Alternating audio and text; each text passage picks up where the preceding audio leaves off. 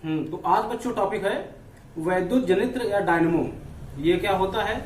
Faraday महोदय ने ये बताया था कि चुंबकीय क्षेत्र से, जो चुंबकीय क्षेत्र होता है उसकी सहायता से हम विद्युत धारा उत्पन्न कर सकते हैं, बना सकते हैं। और उन्होंने एक प्रयोग किया था और एक घटना, उन्होंने उस प्रयोग से एक घटना या एक सिद्धांत निकल कर आया था, जिस सिद्धांत को नाम दिया गया था विद्युत चुंबकीय प्रेरण का सिद्धांत या घटना। तो जो डायनमो होता है ये एक ऐसी युक्ति होती है, डायनमो की परिभाषा है या विद्युत जनित्र की परिभाषा है। विद्युत जनित्र एक ऐसी युक्ति होती है जो यांत्रिक ऊर्जा को वैद्युत ऊर्जा में बदलती है। विद्युत जनित्र एक ऐसी युक्ति है जो यांत्रिक ऊर्जा को वैद्युत ऊर्जा में बदलती है। यह विद्युत चुंबकीय प्रेरण के सिद्धांत पर कार्य करती है। समझिए, जो डायनमो होती है, जो विद्युत जनित्र होता है, यह जो विद्युत चुंबकीय प्रेरण की घटना होती है उस घटना के अकॉर्डिंग विद्युत जनित्र कार्य करता है। तो अब इसकी हम बात करते हैं कि ये परिभाषा तो होगी वैद्युत जनित्र क्या होता है, और वैद्युत जनित्र का जो वर्किंग प्रिंसिपल है, कार्य करने का सिद्धांत है, वो किस सिद्धांत पर कार्य करता है? वैद्युत जनित्र फैराडे के वैद्युत चुंबकीय प्रेरण के सिद्धांत पर कार्य करता है। फैराडे का वैद्युत चुंबकीय प्रेरण सिद्धांत क्या होता था?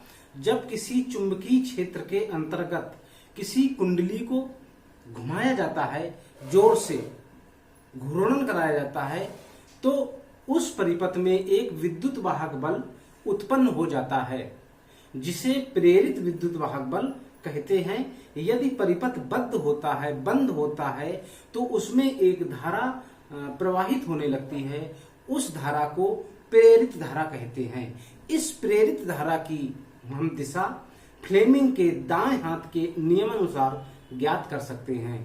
इस प्रेरित धारा की दिशा फ्लेमिंग के दाएं हाथ के नियमानुसार ज्ञात कर सकते हैं। तो यही है, ये हमारा वैद्युत जनित्र है। ठीक, वैद्युत जनित्र अभी बताएंगे, दो प्रकार के होते हैं, एसी और डीसी। तो ये एसी वैद्युत जनित्र है। ठीक, तो इसकी परिभाषा होगी। परिभाषा मैंने बताई कि वैद्युत जनित्र एक ऐसी युक्ति है जो यांत्रिक ऊर्जा को, मतलब मैकेनिकल एनर्जी को किसमें कन्वर्ट करती है? इलेक्ट्रिक एनर्जी में कन्वर्ट करती है। तो ये परिभाषा हो गई। इसके अनुसार सिद्धांत है कि ये किस सिद्धांत पर कार्य करता है? विद्युत चुंबकीय प्रेरण के सिद्धांत पर कार्य करता है। ठीक, तो उसमें वही लिखा है कि जब किसी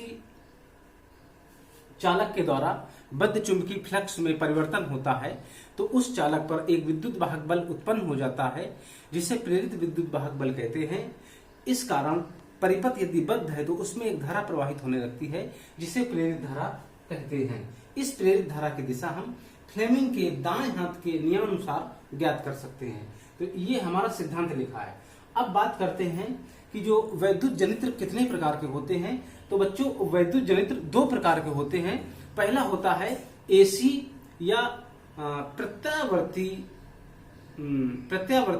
विद्युत जनित्र, और दूसरा होता है दिष्ट धारा विद्युत जनित्र। प्रत्यावर्ती धारा पहला होता है, ये लिखा है कि दो प्रकार के होते हैं। प्रत्यावर्ती धारा जनित्र ये लिखा है।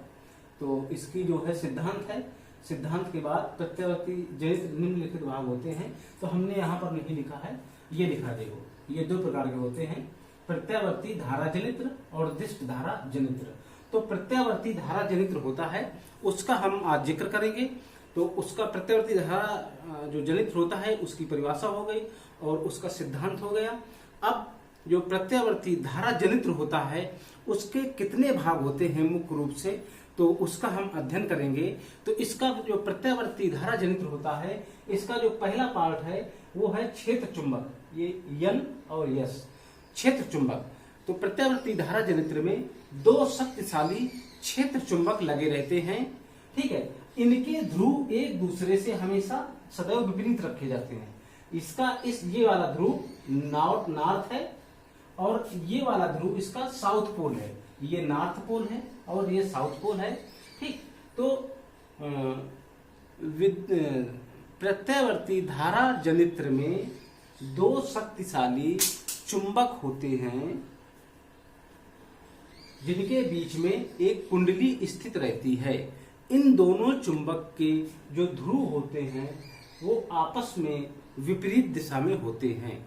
तो ये आपका हो जाएगा, मार्कर देखो गिर गया। अब जो है, हाँ, ये क्षेत्र चुंबक हो गया। अब दूसरी बात आती है, दूसरा आता है आर्मेचर। आर्मेचर जैसे कि मैंने बताया था विद्युत मोटर में, इसी तरह प्रत्यावर्ती धारा जनित्र में भी आर्मेचर होता है। आर्मेचर क्या होता है? लोहे की एक आयताकार पटलित, कच्चे लोहे की एक आयताकार पटलित क्रोड होती है जिस पर तांबे के विद्युत रोधी तारों के कई फेरे लिपटे हुए होते हैं। यह कुंडली दोनों क्षेत्र चुंबकों के बीच में स्थित होती है। तो ये आर्मेचर की परिभाषा हो गई। अब आते हैं यहां पर, ये वलय लगे हैं, इनको बोलते हैं सर्पी वलय। ठीक, एक जो C1 है और ये दूसरा वाला C2 है, इनको क्या बोलते हैं? सर्पी वलय होते हैं। तो जो आर्मेचर होता है, तो आर्मेचर के सिरे में दो सर्पी वलय C1 और C2 जुड़े रहते हैं जो कुंडली के साथ घूमते हैं। तो ये दो सर्पी वलय हो गए। इसके बाद अगली हेडिंग आती है ब्रुश। ये ब्रुश, तो ब्रुश क्या होते हैं? कार्बन की धातु के दो पतली पत्ती होती हैं, कार्बन के धातु की दो पतली पत्ती होती हैं, ठीक है, जिनका स्पर्श करते हुए दोनों वलयों के समीप हम जोड़ देते हैं। ठीक, ये जो है ब्रुश स्पर्श करेगा, इससे क्या करेगा? स्पर्श करेगा, तो इनको हम जोड़ देते हैं। अब इस तरह से हमारा जो हो गया क्षेत्र चुंबक हो गए, आर्मेचर हो गया, वलय हो गए, सर्पी वलय, और ये ब्रुश हो गए। ठीक, ये हो गया। अब इस प्रकार से एक हमारा ये परिपथ बन गया। यहां से एक परिपथ बना देते हैं और यहां पर हम छोटा सा बल्ब लगा देते हैं। ये हमारा प्रतिरोध जुड़ा हुआ है। अब बल्ब लगाते हैं तो जैसे ये कुंडली घूमती है तो ये बल्ब जलने लगता है। जब बल्ब जलने लगता है तो इससे ये ज्ञात होता है कि जो हमें विद्युत धारा प्राप्त होने लगी, परिपथ में एक धारा बहने लगी जिसे प्रेरित धारा कहते हैं। ठीक, और इसी धारा को हमको प्राप्त करना था। तो ये पूरी संरचना हो गई बच्चों।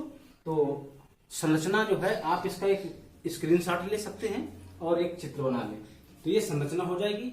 फिर इसके बाद जो है हम अब बात करते हैं इसके कार्य विधि की।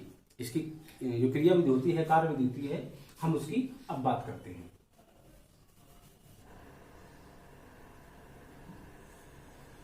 हाँ, तो बच्चों कार्य विधि की हम बात करते हैं।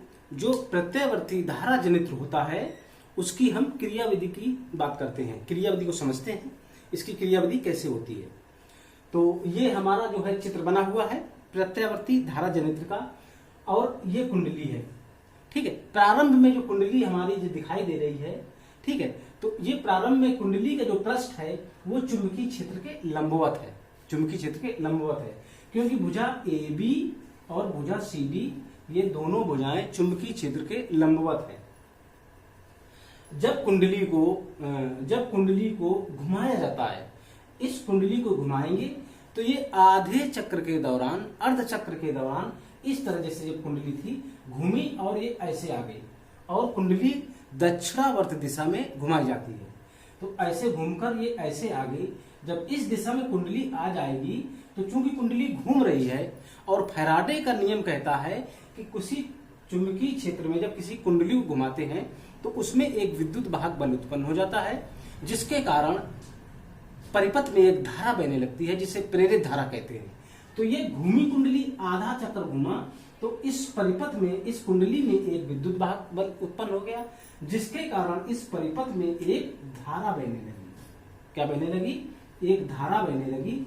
चूंकि एक धारा बह रही है, अब इस तरह है, कुंडली ऐसे आ गई, आधा चक्र कुंडली घूम चुकी है, आधा चक्र कुंडली घूम चुकी है। जब कुंडली घूम चुकी है तो विभक्त वलय जो है, C1 का संबंध B1 ब्रुश से है तथा C2 का संबंध B2 ब्रुश से है।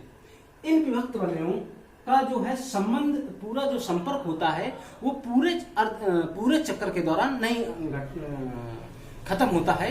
ये हमेशा जो है एक दूसरे को छूते रहते हैं, मतलब ये इसको छूता रहेगा हमेशा और ये इसको संपर्क करता रहता है। इनका जो है जो संपर्क है वो कभी भी हटता नहीं है।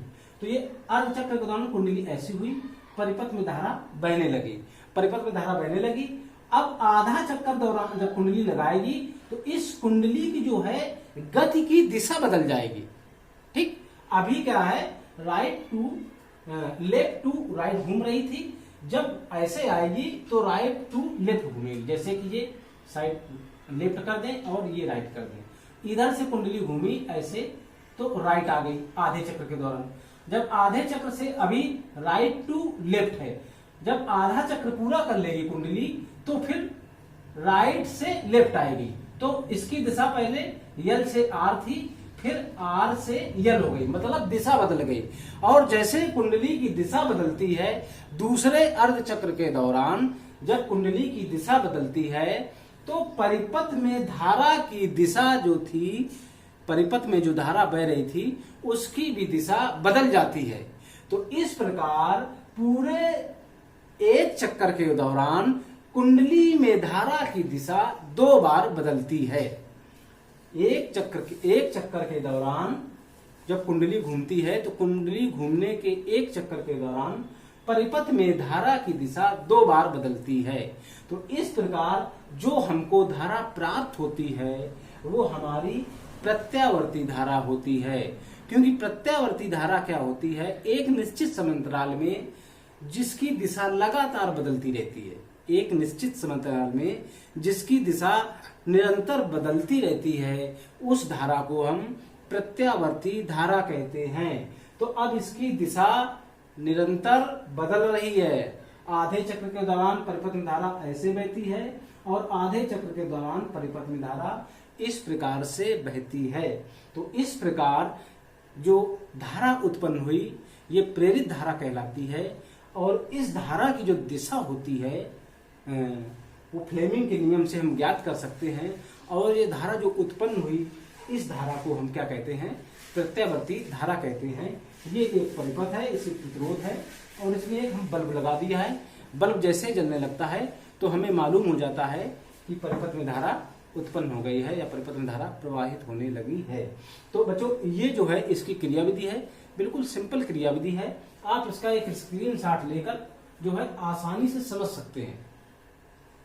एक बार समझ में आने पर जो है अपने आप याद हो जाता है, केवल समझा जाता है और जो समझ में आता है उसी को हम कॉपियों में लिख देते हैं, बस तो हमारा नोट्स तैयार हो जाता है। तो एक बार इसको और थोड़ा समझ लीजिए कि प्रारंभ में जो कुंडली की भुजाएं AB और CD हैं वो चुंबकीय क्षेत्र के लंबवत हैं। जब कुंडली को घुमाया जाता है तो आधा चक्र के दौरान या अर्ध चक्र के दौरान जब अर्ध चक्र के दौरान, ठीक है, जब कुंडली ऐसे आ जाती है तो इस परिपथ में एक धारा बहने लगती है। जब ये कुंडली दूसरा अर्धचक्र घूमना प्रारंभ करती है तो इसके जो 2 सर्पी वलय होते हैं वो C1 का संबंध B2 ब्रुश से तथा सर्पी वलय C1 का संबंध B1 ब्रुश से बना रहता है, क्योंकि ये सर्पी वलय अलग अलग लगाए गए हैं। जब इसका संबंध अलग अलग बना रहेगा तो अब ये कुंडली आधा चक्कर घूम चुकी है। दूसरे अर्ध चक्र के दौरान कुंडली के घूमने की दिशा, ये मेन पॉइंट है, कुंडली के घूमने की दिशा बदल जाती है, जिसके कारण परिपथ में प्रवाहित धारा की दिशा भी बदल जाती है और इस प्रकार कुंडली में एक धारा उत्पन्न हो जाती है जिस धारा को प्रत्यावर्ती धारा कहते हैं। प्रत्यावर्ती धारा की परिभाषा ही यही होती है कि ऐसी धारा जो एक निश्चित समांतराल में अपनी दिशा निरंतर बदलती रहती है, प्रत्यावर्ती धारा कहलाती है। तो इस प्रकार जो हमें धारा प्राप्त हुई वो हमारी प्रत्यावर्ती धारा कहलाती है। तो इस प्रकार से हमने प्रत्यावर्ती धारा जनित्र था उसकी क्रियाविधि बड़े आसानी से समझ ली है। इसका आप जो है स्क्रीनशॉट लेकर नोट्स बना सकते हैं और चित्र पूरे, आप जो पूरे नोट्स के दौरान जब नोट्स बनाएंगे तब पूरे नोट्स के दौरान केवल एक बार ही चित्र बनाएंगे उसको, कहीं चाहे उधर बना लो चाहे इसमें बना लो, कोई प्रॉब्लम नहीं है। तो आप जो है इसको ठीक से समझिए, अगर एक बार में न समझ में आए तो 2 बार वीडियो को देख लिया करें, तो आसानी से जो है ये टॉपिक तैयार हो जाएगा। तो आज यहीं तक, फिर मिलते हैं नेक्स्ट टॉपिक में।